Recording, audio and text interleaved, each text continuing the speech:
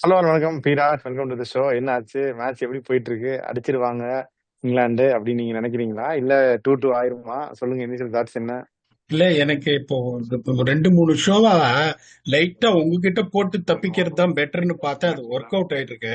So நீங்க சொல்லுங்க, அதுக்கப்புறம் என் தாட்ஸை நான் சொல்றேன். அடிப்பாங்களா மாட்டாங்களா? 2-2 ஆயிரும் பீராஜ். இந்தியா முடிச்சு விட்டுருவாங்கன்னு நினைக்கிறேன்.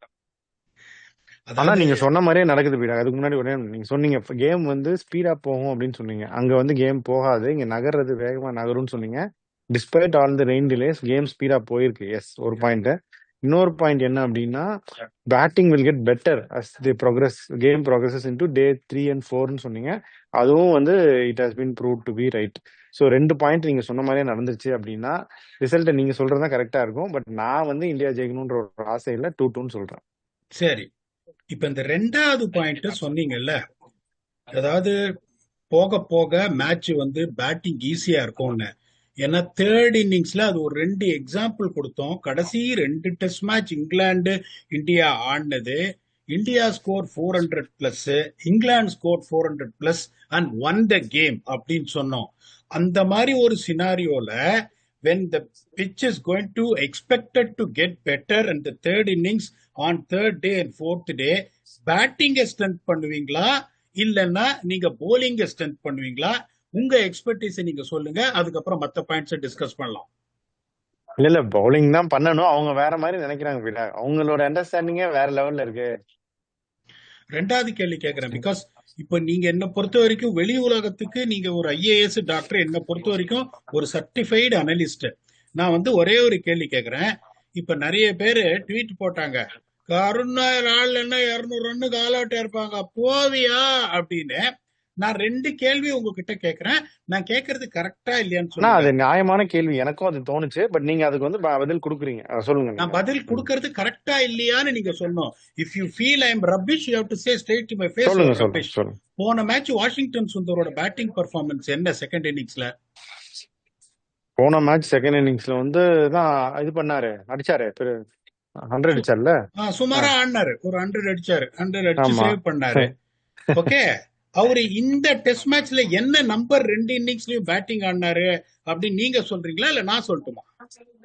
நீங்க இதுக்கு முன்னாடி அவங்க இது பண்ணாரு. ஃபர்ஸ்ட் இன்னிங்ஸ்ல நம்பர் 8, ம் இன்னைக்கு ம். வந்து நம்பர் 9. அதான் ஓகே, அதான் முன்னாடி வந்திருக்க வேண்டியதை ஒரு இது பண்ணாரு. ம். இப்போ என்ன சொல்றாங்க இவங்க எல்லாம், கருண் நாயர் இருந்ததுனாலதான் 200 மேல போச்சான்.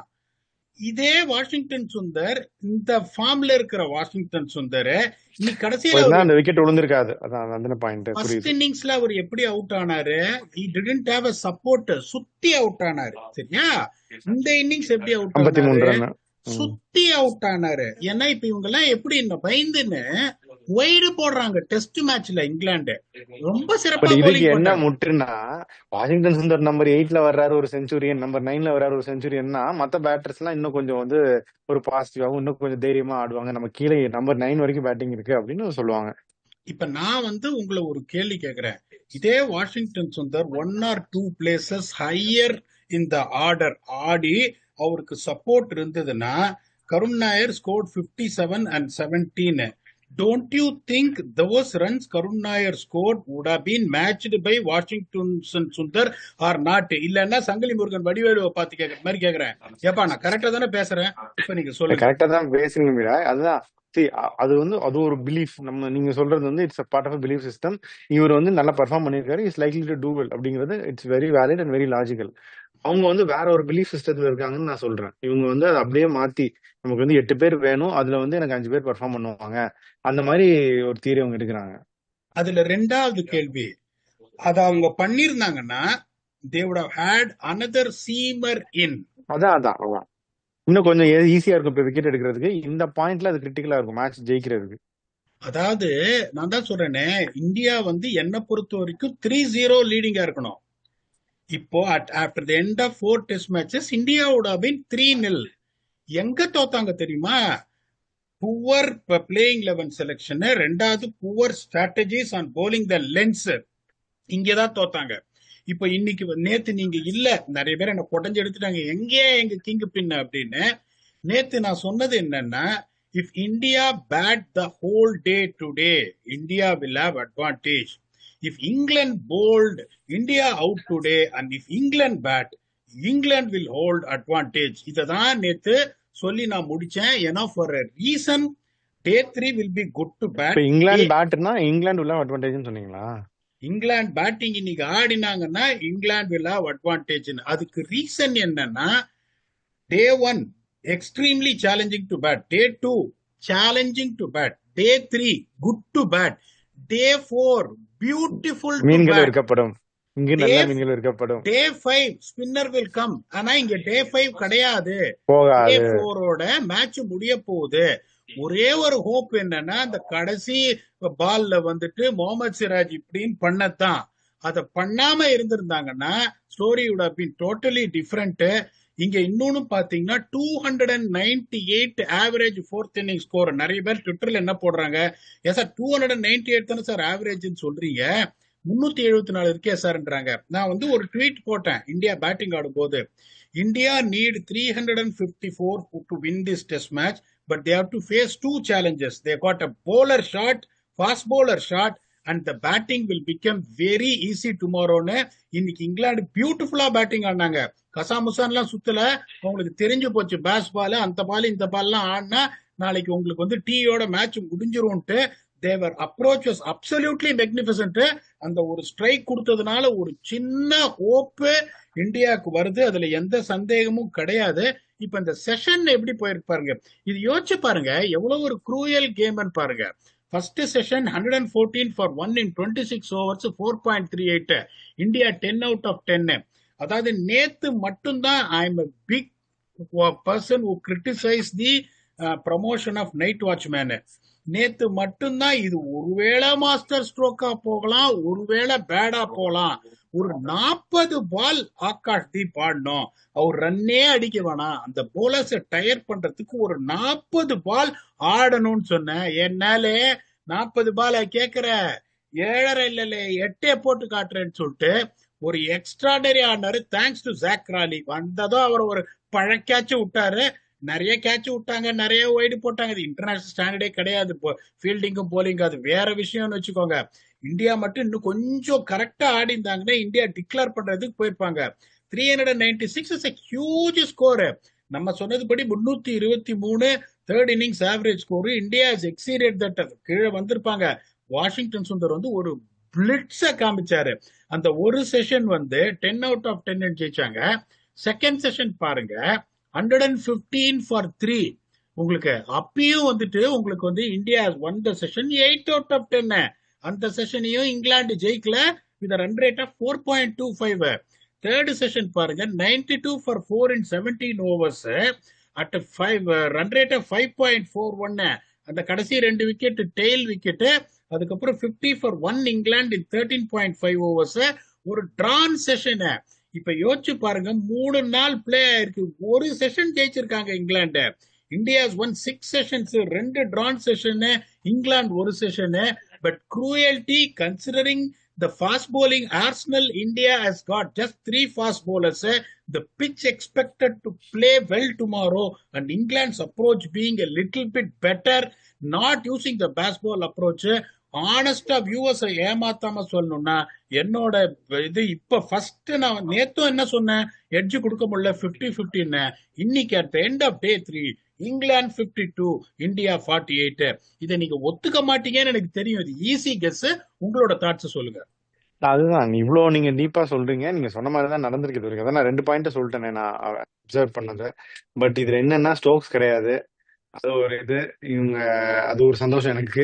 பட் இவங்க எப்படியாவது ப்ரெஷர் போட்டு விக்கெட் எடுத்துருவாங்களோ அப்படின்னு தோணுது. கடைசியில ஒரு விக்கெட் எடுத்தாரு சிராஜ்னு சொல்றீங்களா, அந்த ஒரு சந்தோஷமான மொமெண்ட் வந்ததுல இந்த மாதிரி ஏதாவது ஒரு மொமெண்ட் வரலாம். ரெயின் ஃபோர்காஸ்டும் நமக்கு தெரியாது. இல்லை மழைகளை வந்து இன்னும் கொஞ்சம் விக்கெட்டை வந்து ஃப்ரெஷன் அப் பண்ணுச்சுன்னா உங்களுக்கு தெரியும், இன்னும் கொஞ்சம் ஹெல்ப்ஃபுல்லா இருக்கும் பவுலர்ஸ்க்கு. ஸோ அந்த ஒரு ஃபோர்காஸ்ட் பத்தியும் நமக்கு தெரியாது. அது ஒரு வாய்ப்பும் இருக்கு. எப்படியோ 2-2 முடியும்னு எனக்கு தோணுது இந்த சீரீஸ். நான் முடிஞ்சா நல்லா இருக்கும் அப்படின்னு நினைக்கிறேன். பாப்போம் என்ன ஆகுதுன்னு சொல்லிட்டு. வேற என்ன நீங்க நினைக்கிறீங்க பிராக்? இன்னும் வந்து கேப்டன்சி இன்னைக்கு எப்படி பண்ணாங்க, இன்னும் அக்ரெசிவா பண்ணணுமா, இதை பத்தி சொல்லுங்க. நான் உங்களை ஒரே ஒரு கேள்வி கேட்கிறேன். 324 ரன் இருக்கு. ஓகே, 324 180 ஓவர் டிஃபெண்ட் பண்ண முடியுமா உங்களை கேட்கிறேன். 180 ஓவர் ஆடினா அடிச்சிருவாங்க, ஈஸியா அடிச்சிருவாங்க. அப்போ நீங்க ஃபீல்டை எப்படி செட் பண்ணும்? அட்டாக்கிங்கா செட் பண்ணுமா, இல்லைன்னா முதல் ஓவர்லயே உங்களுக்கு வந்து ஒரு ஸ்வீப்பர் கவர் மாதிரி ஒரு ஆளை வைப்பீங்களா? அதை மட்டும் சொல்லுங்க எனக்கு. விக்கெட்டுக்கு தான் போகணும், ட்ரைக்கிங் தான் பண்ணணும். என்ன தெரியுமா சார் எல்லாருமே புரிஞ்சுக்க மாட்டேன்றாங்க. ஐயோ அவன் அடிப்பான், ஐயோ அவன் அடிக்கவே இல்லை இன்னைக்கு. அவன் என்ன பண்ணிட்டான் உங்களுக்கு, ஸ்வீப்பர் பின்னாடி இருக்காங்கன்னு சொல்லிட்டு பேக் ஃபுட் போய் கெரஸ் பண்ணினே இருக்கான். மேபி அவங்க எங்க என்ன நினைக்கிறாங்கன்னா, எடுத்த உடனே ஒரு 15 ஓவர்ல 120 அடிக்கிறாங்களே, அந்த மாதிரி போயிடுச்சுன்னா கேம் கை விட்டு போயிருமோன்னு நினைக்கிறாங்கன்னு நான் நினைக்கிறேன். அந்த மாதிரி பண்ணி தான் அவங்க அப்படி வச்சிருக்காங்க ஃபீல்டு. கரெக்டான திங்கிங். நீங்க சொல்ற திங்கிங்கை நான் டிஸ்மிஸ் பண்ண மாட்டேன். கேவலமா போட்டாதான் டெஸ்ட் கிரிக்கெட்ல ரெட் பால்ல 15 ஓவர்ல 110. சரி சார், இவ்வளவு நாளா நீங்க கிரிக்கெட் பாக்குறீங்க.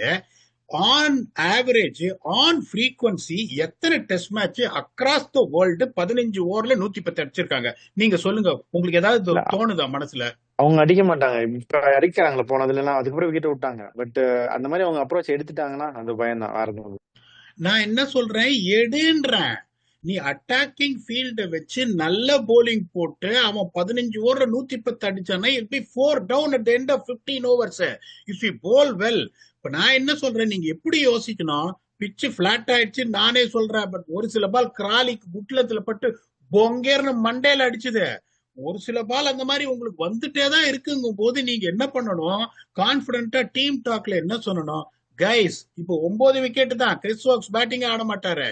நீங்க பென் ஸ்டோக்ஸ் பத்தி சந்தோஷப்பட்டீங்க, Chris Woakes is not even going to bat even if they need him to பேட்டுங்கும் போது 9 விக்கெட், ஒரு விக்கெட் ஆல்ரெடி போயிடுச்சு. and they got 324 runs to play with and they need to get 8 wickets, 8 balls, and the 8 balls can be a combination of 8 good balls, 8 bad shots, 8 lucky balls. It can go either way. இப்ப இன்னொன்னு சொல்றேன், அவன் அடிக்க மாட்டேன்றான். 3 பால், நான் every பால் நான் பார்த்தேன். Crawley வந்து ஒரு சுத்து ஒரு புல் அடிக்க போனாரு, டக்கட் ஒரு கட் அடிக்க போனாரு, கிராலி ரீச் பண்ணி ஒரு டிரைவ் அடிக்க போனாரு. இந்த 3 பாலை தவிர their approach has been absolutely phenomenal. அவங்க தெரிஞ்சு போச்சு. இப்ப நான் திமிரா காமிச்சேன்னா நான் மாட்டிப்பேன்னு சொல்லிட்டு ரொம்ப நல்லா they want to see the day off. They did brilliantly well. அந்த லாஸ்ட் ஒரு பால்ல அந்த விக்கெட் விழுந்ததுனால இந்த செஷன் வந்து உங்களுக்கு டிரான் செஷன் சொல்றேன். அந்த செஷன்ல விக்கெட் விழலன்னா இங்கிலாந்து கூட ஒன் தட் செஷன். இப்ப 324ங்கிறத mountain to climb because the highest chase ever been made is 263 1902. உங்களுக்கு அதையும் நான் சொல்லியிருக்கேன். அதை சொல்லிட்டு அடிக்க முடியாது அப்படின்னு சொன்னா நம்ம இங்க அனாலிசிஸ் கொடுக்கறதே வேஸ்ட். பிச்சு நாளைக்கு சூப்பரா இருக்கும். இன்னொன்னு நீங்க சொல்றது, ராத்திரி மழை வந்தே ஆகணும். ராத்திரி மழை வந்தா அதான் சொல்றேன், இப்ப இந்த மாதிரி ஒரு பிச்சில் hard track where the pitch is getting quicker and quicker with the grass left in it be very difficult to bat. இல்லையா, நாளைக்கு ஃபர்ஸ்ட் செஷன் ஆடும்போது ஒரு அரை மணி நேரம் ஆடின அப்புறம் மழை வந்துடணும். ஏன்னா ஒரு டிஸ்அட்வான்டேஜ் இந்தியாவுக்கு என்ன இருக்குன்னா, த ball is already 13 overs old. இந்த பிச்சில் என்ன சொன்ன, நியூ பால்ல ஸ்ட்ரைக் பண்ணியே ஆகணும்னு சொன்னோம். நியூ பாலும் இந்தியாவுக்கு போயிடுச்சு. 3 ஃபாஸ்ட் பாலர்ஸ் தான் வச்சிருக்காங்க. யோசிச்சு பாருங்க, ஃபர்ஸ்ட் இன்னிங்ஸே என்ன பண்ணாங்க, கச்சா முச்சாரி இஷ்டத்துக்கு 3 போலருக்கும் கொடுத்துட்டாங்க. 52 ஓவர்ல ஆல் அவுட் ஆயிட்டாங்க. அதனால உங்களுக்கு பெருசா தெரியல ஒர்க்லோடு. ஒருவேளை அவன் 70-75 ஓவர் ஆனான்னா ஒடிஞ்சு போயிடுவாங்க உங்க ஃபாஸ்ட் போலர்ஸ். சிராஜா டயர்டா இருந்தார் போலிங் போடும் போது. அப்படிங்கும் போது they need to make sure that this easy run should not be given. நீ அடிக்கிறியா நீ அடி, எனக்கு அதை பத்தி பிரயோஜனம் இல்லைன்னு சொல்லிட்டு they have to go the attacking way and force them to score boundaries and get them back to baseball approach. இந்த மாதிரி பரவாயில்ல, I'm going to keep you on the field, you cannot keep them on the field.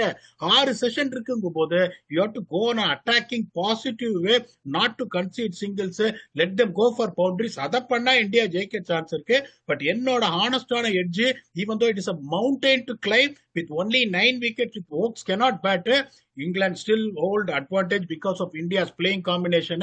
But I wanted to be proven wrong. I want you to be proven right. Super. அப்படி England perspective கொஞ்சம் பேசிருங்க. நாளைக்கு அவங்க என்ன பண்ணு இந்த match ஜெயிக்கிறதுக்கு? இப்ப India நீங்க சொல்றத ரூட்டை தான் எடுப்பாங்க. நீங்க வந்து அவங்களோட மனசை அப்படியே வந்து அந்த மூல செலவை பண்ணுவாங்கன்னு சொல்லுவாங்க. அது மூல செலவை பண்ணி கரெக்டா சொல்றீங்க. ஒருவேளை அவங்க அடிச்சுட்டாங்கன்னா, வேணாப்பா டீப் ஸ்கோர்ல போயிடுப்பா, நீ வந்து டீப் பாயிண்ட் போயிடுப்பா. சோ அவன் என்ன பண்ணுவான், அவன் அடிக்க மாட்டான். What they want to do is they want to win one session tomorrow 9 out of 10. அது என்னன்னா ஒரே ஒரு விக்கெட். அவங்க எப்படி 26-27 ஓவர்ல இந்த டெஸ்ட் மேட்ச் ஃபாஸ்டா மூவ் ஆகும். அதை திருப்பியும் சொல்றேன். சோ 26 ஓவர் அவங்க ஆடினாங்கன்னா இப்போ 150 for 2 வந்துருவாங்க.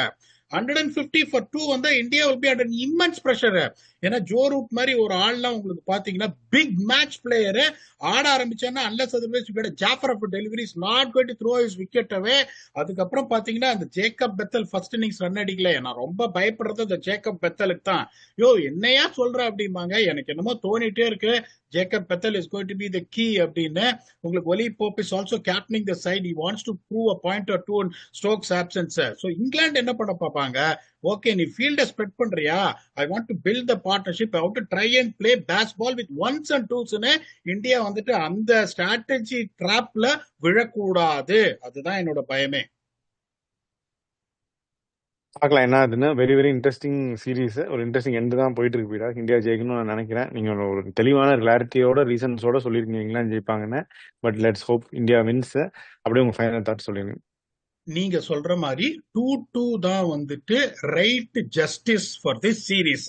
ஏன்னா to be very honest with you, India played better cricket than England. India won more sessions than England. India skill-wise better than England. But India has got their own problem to counter with wrong playing selection every test match. Wrong strategies when it comes to bowlers lengthன்றதுனால it doesn't mean we can say that India deserved to win the series. They gave it away because they've been doing it consistently. England பாத்தீங்கன்னா ரொம்ப வந்துட்டு என்ன சொல்றது, என்ன பொறுத்த வரைக்கும் that bowling is never going to pick up. Ashes ஆட போறாங்க வச்சு நிமித்துருவான் ஆஸ்திரேலியா, அதுல எந்த சந்தேகமும் கிடையாது. I'm not talking bad about England. This bowling attack, இப்ப நான் சொன்ன பாருங்க ஆஸ்திரேலியாவோட பேட்டிங் ரைட் நவ், நான் பார்த்திருக்கேன் ஆஸ்திரேலியா 2012 2016 பயமா இருக்கும் பாக்குறதுக்கு. படாவதி பேட்டிங்ல எனக்கு வச்சிருப்பான் ஆஸ்திரேலியா. இப்போ அதே மாதிரி England bowling Anderson Broad missing. I am very very sorry. ஜாஸ்டங் 5 விக்கெட் எடுத்துட்டு பால காட்டுறாரு. யோ பால்லாம் காட்டாத, அட்டி வெளுத்துட்டாங்க விட்டு 5 for 125 மேட்ச் போனதுக்கு அப்புறம். ரொம்ப அவர் வந்து ஹையஸ்ட் விக்கெட் டேக்கர் இந்த சீரீஸ்னா நீங்க கொஞ்சம் யோசிச்சு பாருங்க.